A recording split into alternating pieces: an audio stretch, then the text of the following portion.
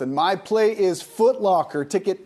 Ticker FL, shares jumping today after an upgrade from Credit Suisse to Outperform from neutral and raising their price target to 62 from 38.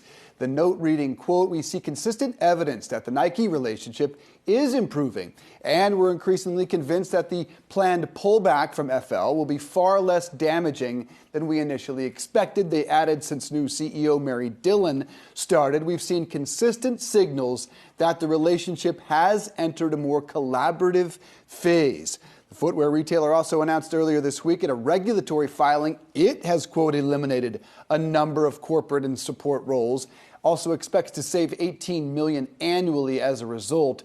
Shares flat over the last 12 months, but off to a very fast start to 2023. And look at today, a spectacular performance off of this news, up 4+%.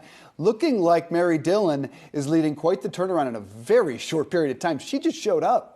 Yeah, and there was a lot of optimism. We saw it in the stock's reaction after she was named CEO. So really following through on that excitement, making some necessary changes that clearly FootLocker had been needing now for quite some time. Credit Suisse isn't alone. They're one of 2 buy ratings on the street right now when it comes to FootLocker. Majority of analysts, so 16, have a hold rating on the stock right now. I think given the environment right now, given the fact that consumers are pulling back their spending, the turnaround, yes, it is in motion, but I think it's far from over. There's still lots of questions out there about what exactly FootLocker is going to look like here. Yeah, and it's clear the street loves Dillon. Wedbush was out with a note last week saying that this refresh was really needed, and she's really come in there. She's elevated their executive suite. She's really tried to streamline the business. But my question is, do people still go to FootLocker? I don't. I agree with you there. I don't know. And that's where Nike has such a distinct advantage in terms of their digital operation, which is where people are buying sneakers, proverbially on that sneakers app. That's where we buy them. You're right. It's a good point.